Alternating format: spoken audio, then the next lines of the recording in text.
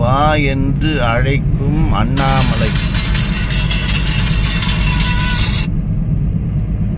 வா என்று அழைக்கும் அண்ணாமலை, என் பணி செய்து கிடப்பதே. அருணாச்சல அருணாச்சலம். திருவண்ணாமலையில் 1,08,00,000 பேருக்கு தினமும் ருத்ராட்சம் வழங்கப்படுகிறது. ருத்ராட்சத்தை அணிந்து கொள்ளுங்கள், உங்களை நீங்களே உணர்ந்து கொள்ளலாம். ருத்ராட்சம் என்பது என்ன அப்படின்னு பார்த்தா, சிவபெருமானின் கண்ணிலிருந்து தோன்றியதான் ருத்ராட்சம். ஒரு சமயம் சிவபெருமான் ஒரு அசுரனை வெல்வதற்காக, சிவபெருமானே அசுரனை வெல்வதற்காக தவம் இருந்தார். கண்ணை திறந்து கொண்டு தவம் இருக்கும் வேளையில் சிவபெருமான் கண்ணிலிருந்து ஒரு துளி விழுந்தது. அந்த ஒரு துளிதான் ருத்ராட்சமாக உருவெடுத்தது. எனவே நம்மிடத்தில் இருக்கக்கூடிய அசுர குணங்கள், அசுர ஆற்றல்களை நாம் களைய வேண்டுமென்றால் நாம் ருத்ராட்சம் அணிய வேண்டும்.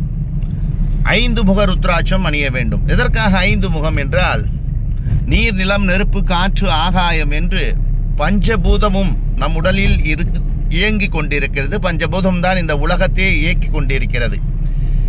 எனவே இந்த பஞ்சபூதத்தில் எதுவாத ஒரு பூதம் நமக்கு கம்மியாக இருந்தால் அந்த பூதத்தை சரி செய்யக்கூடியது தான் இந்த பஞ்சபூத ருத்ராட்சம் அணிந்து கொள்வது.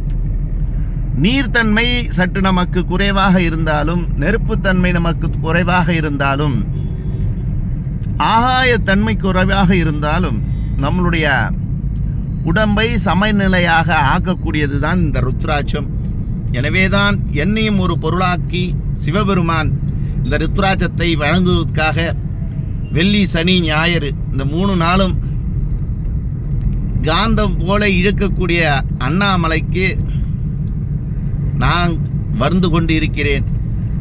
சிறிது நாள் கழித்து நான் திருவண்ணாமலையிலே தங்கி விடுவோம் என்று அண்ணாமலையார் சொன்னார். தங்கிடலாம்.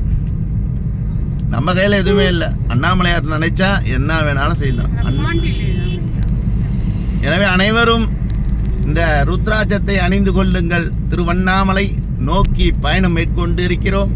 ருத்ராட்சத்தோட வலிமையும் ருத்ராட்சத்தோடைய ஆற்றலையும், இந்த ருத்ராட்சம் அணிந்து கொண்டு நீங்கள் குளித்தீர்களானால் கங்கையில் குறிக்கிறதுக்கு சமமாக இருக்கும் என்பதுதான் நிதர்சனமான உண்மை. அண்ணாமலையாரை பாருங்க, வந்துட்டோம் திருவண்ணாமலைக்கு. இனி எல்லாருக்கும் இலவச ருத்ராட்சம் கொடுக்கப்படும்.